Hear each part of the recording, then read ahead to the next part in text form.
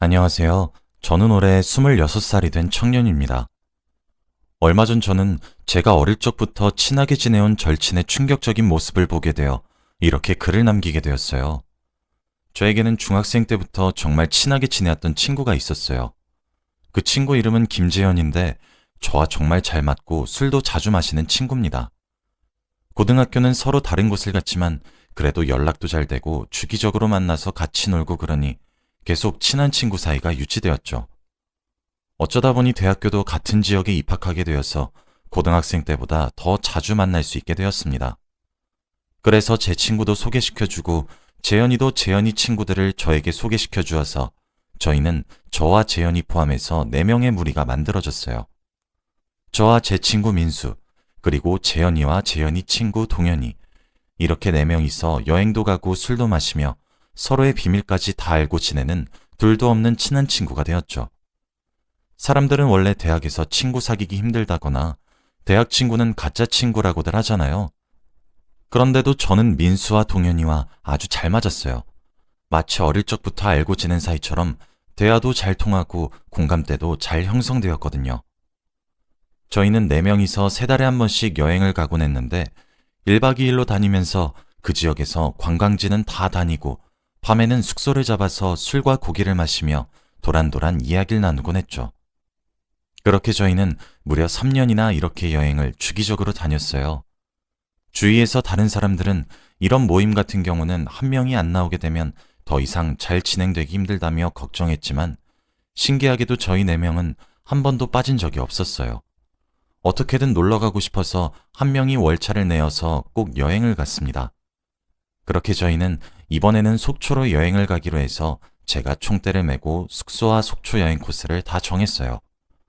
그렇게 여행 당일이 되었고 4명이서 번갈아 운전을 하며 저희는 속초에 도착해서 관광지를 다 돌고 맛있는 맛집도 탐방을 하며 재밌는 시간을 보냈죠.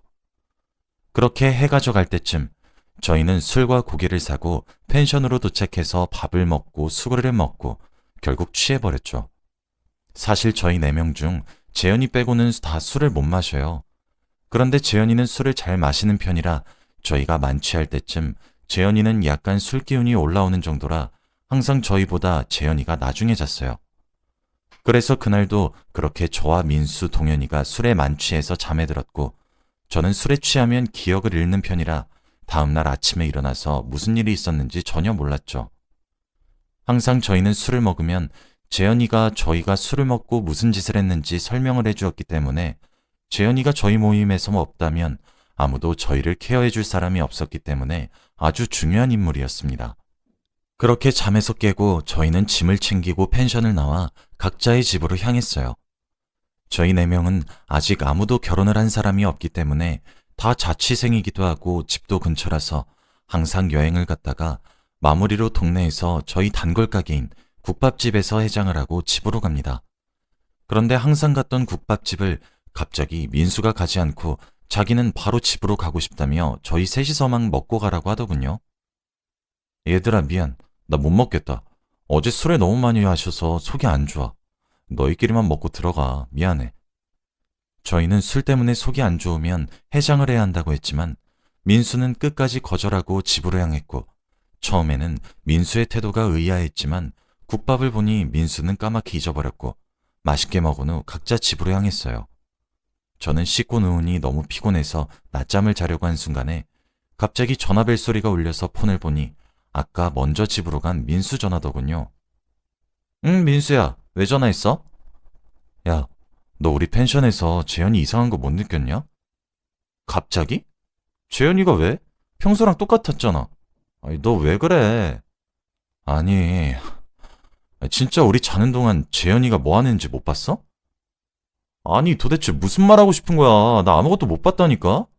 왜 그래? 도대체 뭘 본 건데? 재현이가 우리 자는 동안 우리 얼굴 우스꽝스럽게 만들어서 사진 찍었잖아. 뭐? 야, 장난치지 마. 무슨 소리야? 나 자면서 아무것도 못 느꼈거든? 꿈꾼 거 아니야? 아니야, 진짜야. 내가 정확히 봤어. 무슨 소리야? 너 아까 그럼 국밥 먹으러도 안 간 게 재현이 때문이야? 어제 새벽에 그런 거 보니까 도저히 걔 마주하고 밥을 못 먹을 것 같더라. 어떻게 해야 하냐, 진짜? 야, 일단 너 피곤해서 그런 것 같으니까 전화 끊고 잠 좀 자고 일어나서 다시 전화해. 아니, 난 도저히 네 말 못 믿겠다. 재현이가 진짜 그런 거면 우리 이때까지 여행 갔을 때마다 이랬다는 거야? 말도 안 돼. 그것까진 잘 모르겠지만 아무튼 난 어제 새벽에 정확히 봤다고. 일단 끊어, 민수야. 나중에 다시 통화하자.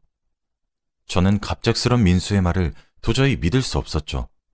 재현이가 정말로 그랬다고 믿고 싶지도 않았고, 그리고 같이 잤던 동현이도 아무 말이 없는 거 보니까 아직은 민수의 말을 믿지 않았어요. 그리고 저는 잠을 조금 남들보다는 깊게 자는 편이긴 하지만 자는 동안에 누가 제 얼굴에 손을 대는 느낌은 전혀 받지 않았죠. 민수의 말 때문에 기분만 찝찝해지고 아직 제 눈으로 확실히 보지도 않았는데 재현이를 의심하게 될 것 같았어요. 결국 저는 잠도 다 깨고 그날 한숨도 자지 못하고 민수의 말만 계속 생각했습니다. 그렇게 몇 달을 지내다 보니 다음 여행지를 정해야 할 기간이 되었어요. 제 생각에는 재현이 때문에 민수가 여행을 가고 싶어 하지 않을 것 같았지만 그래도 물어는 봐야 했기 때문에 민수에게 개인적으로 연락을 했죠.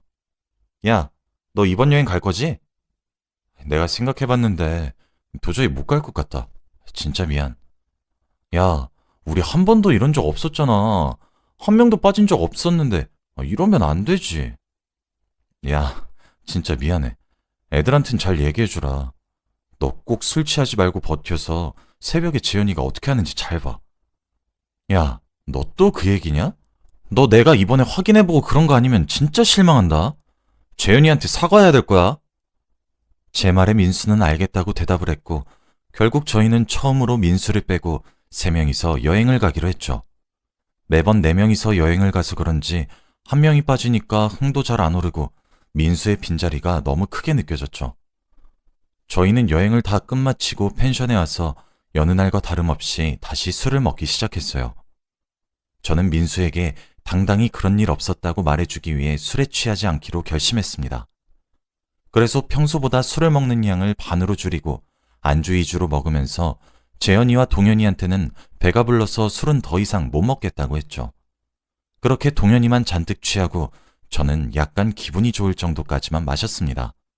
당연히 재현이는 술에 취하지 않았어요. 저희는 자기 위해서 방으로 들어왔고 동현이는 재운 다음 저도 씻고 자려고 누웠죠. 저는 재현이가 잠들기 전까지 절대 먼저 자지 않았어요. 자는 척을 하면서 재현이가 자기를 기다렸지만 재현이는 잠을 자지 않았죠. 그런데 갑자기 재현이는 제가 자는 줄 알았는지 갑자기 휴대폰 후레쉬를 켜며 조용히 자리에서 일어나 알 수 없는 미소를 씩 짓는 겁니다. 저는 그런 모습을 보고 너무 놀라서 그런지 아무 말도 나오지 않았고 저도 찍힐까봐 자는 척을 하려고 하는 찰나였어요. 제 휴대폰에서 갑자기 알림 소리가 들렸고 제가 잠에서 깬 척을 하니 재현이는 놀랐는지 얼른 사진을 찍는 것을 멈추고 자기 자리로 돌아가 다시 자더군요. 저는 알림 소리가 동현이를 살렸다는 생각에 너무 다행이었습니다. 저는 한숨도 자지 못한 채로 다음날 아침이 밝았죠. 그런데 재현이는 동현이에게 아무 잘못도 없다는 듯이 동현이에게 친근하게 말을 걸어왔고 저는 재현이의 이중적인 모습에 한 번 더 놀랐습니다. 저는 어떻게든 이 상황을 해결하기 위해 증거를 잡기로 했죠. 재현이 몰래 재현이의 휴대폰 속 갤러리를 보니 새벽에 찍은 사진은 전혀 없었고 아무런 증거가 없었어요. 저는 너무 당황스러워서 제가 어제 잘못 본 것 같다는 생각이 들면서 당장 민수에게 전화를 걸고 싶었습니다. 저도 도저히 재현이를 마주보고 국밥을 먹을 수 없었기 때문에 결국 일찍 집으로 돌아와 민수에게 당장 전화를 걸며 야, 내가 네 말 못 믿어서 미안해. 이제 어떻게 해야 돼? 재현이 신고해야 하나? 야, 내 말 맞다고 했지. 내가 그렇게 말할 땐 안 믿더니. 미안해. 그런데 동현이 찍던데 동현이한테만 그런 거 아니야? 야, 뭐라는 거야. 우리 저번에 갔을 때 너한테도 그랬고 동현이한테도 그렇고 나한테도 하려고 하길래 내가 일부러 자면서 몸부림치는 척했지. 뭐? 나까지? 근데 내가 재현이 휴대폰 갤러리 보니까 찍은 사진 아무것도 없던데? 야, 바보냐? 당연히 백업하고 지웠겠지. 누가 바보처럼 그렇게 당당하게 갤러리에 저장해 놓겠어? 야, 우리 앞으로 어떡하냐? 우선 동현이한테도 말하고 셋이서 모여서 제대로 얘기해보자. 그래, 오늘 저녁에 시간 돼? 응, 가능해. 우리 맨날 가는 그 술집에서 6시까지 만나자. 저희는 재현이 빼고 저 민수, 그리고 아직 아무것도 모르는 동현이까지 셋이서 모여서 이야기를 나누었죠. 처음에 동현이는 저와 같은 반응을 보이며 전혀 믿지 않으며 되려 저희에게 어떻게 아무리 재현이가 싫다고 해도 그렇지 그런 막말을 하냐며 뭐라고 했죠. 하지만 저희가 진심을 다해서 말하고 만약 이 사건을 파헤쳤을 때 가짜라면 앞으로 우리랑 연락 안 하면서 살아도 된다고 했죠. 그렇게까지 말하는 저희를 보고 동현이는 진심이라고 생각했는지 드디어 믿으며 저희와 이야기를 나누게 되었죠. 그런데 동현이는 잠귀가 어두운 것도 아니고 평소에 누가 자기를 건드리면 바로 일어나는데 왜 아무 느낌도 안 들었는지 의아해 하더라고요. 저희도 그게 의문이었어요. 그래도 술을 많이 먹고 취한 상태에서 잠이 들어서 그런 것 같다고 결론을 내렸죠.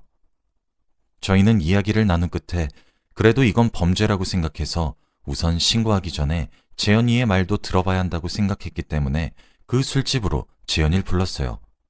그런데 재현이는 저희가 무슨 말을 할지 예상을 했는지 표정이 좋지 않은 채로 술집으로 들어오며 저희 테이블에 앉았어요. 야, 김재현, 우리가 너 왜 불렀는지 알아? 무슨 일인데? 너 지금이라도 솔직히 말할 기회 줄게. 너 우리한테 잘못한 거 없어? 얘들아, 도대체 무슨 말 하는 거야? 좀 알아듣게 말해봐. 야, 김재현, 너 진짜 이렇게까지 할래? 기어코 우리 입으로 말하게 하는구나. 민수가 이렇게 말하고 나니 재현이 표정이 바뀌었죠. 얘들아, 나 절대 아니야. 갑자기 왜 그래? 누가 그래? 내가 그랬다고. 우리가 이 두 눈으로 똑똑히 봤어. 그러니까 거짓말 생각하지 마. 얘들아, 증거 있어? 난 절대 그런 적 없어. 재현이의 증거 있냐는 말에 저희는 할 말이 없었죠. 저희는 증거는 없었고 저희가 재현이가 그랬다는 장면을 눈으로밖에 보지 못했으니까 아무것도 증명할 게 없었어요. 저희가 아무런 말도 하지 못하니까 재현이는 얘들아, 어떻게 증거도 없으면서 이렇게 나를 몰아가? 너희 정말 세상에서 가장 친한 친구라고 여겼는데 날 이렇게 생각하다니. 정말 실망이다. 다신 나한테 연락하지 마. 저는 오히려 당당한 재현이의 모습에 정말로 제가 잠결에 잘못 본 것은 아닌지 스스로 다시 생각하게 되더군요. 좋은 친구를 잃어버리게 되었다는 생각을 하게 되었죠. 재현이가 자리에서 일어난 후 저희 세 명은 더 이상 아무 말도 할 수 없었기에 각자의 집으로 돌아가서 생각의 시간을 가졌어요. 저는 아무리 생각해도 제가 알고 있는 재현이는 그럴 친구가 아니었기 때문에 재현이에게 사과를 하고자 연락을 했죠. 재현아, 내가 아까는 정말 미안해. 내가 잠결에 잘못 봤나 봐. 너 이럴 사람 아닌 거 아는데 내가 미안해. 혹시 지금 만날 수 있을까? 내가 너희 집 근처로 갈게. 그렇게 저는 재현이와 단둘이서 근처 술집에서 만나서 이야기를 나누면서 어떻게 그런 의심을 했는지 재현이에게 다 털어놓았죠. 재현이는 제 말을 듣자마자 박장대소를 하면서 꿈을 꾼 거라고 말을 했고 저는 재현이를 믿기로 했죠. 그런데 그날따라 술이 잘 취하지도 않고 오히려 재현이보다 제가 더 술을 잘 마시는 기분이 들더군요.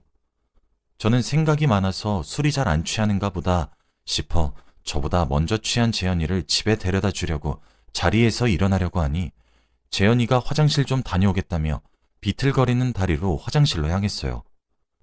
그런데 저는 테이블 위에 놓여있던 재현이의 휴대폰 속이 궁금해졌죠. 저번에 한번 확인을 해봤지만 그래도 더 정확히 확인을 해보고 싶었기 때문에 저는 망설이다가 재현이의 휴대폰을 열어 사진을 백업할 수 있는 어플에 들어갔어요. 그런데 그 속에 담긴 사진들을 본 순간 저는 아무 말도 할 수 없었습니다. 왜냐하면 백업한 사진들은 전부 다 저희의 우스꽝스러운 모습은 물론이고 뒷모습까지 언제 찍혔는지 모를 사진들로 가득했습니다. 사진들은 날짜별로 전부 저희가 여행을 가기 시작한 첫날부터 찍은 사진들이 수두룩했고 사진도 무려 10,000장이 넘어갔죠. 저는 재현이 휴대폰 속 백업 파일들을 전부 제 휴대폰으로 사진을 찍어 증거를 남겼고 당장 민수와 동현이에게 전화를 해서 여기로 부른 후 경찰에 신고를 했습니다. 민수와 동현이는 제 증거물을 본 순간 다들 경악을 금치 못했고 동현이는 사진을 보자마자 속이 쓰리다며 화장실로 달려갔고 민수는 화가 잔뜩 나서 경찰서에 있는 의자들을 집어던지려고 하길래 제가 겨우 막았습니다. 그렇게 신고를 하고 집으로 돌아와 저는 중학생 때부터 친하게 지냈던 재현이가 이런 행동을 저지를지는 전혀 상상도 못했고 저희가 물어봤을 때 왜 아니라고 잡아댔는지 이해가 되지 않았죠. 그때 재현이의 표정은 너무나 당당했고 잘못이 없는 눈빛이었거든요. 그런데 며칠 뒤 경찰서에서 연락이 와서 달려가 보니 재현이가 경찰들 앞에 앉아서 조사를 받고 있더군요.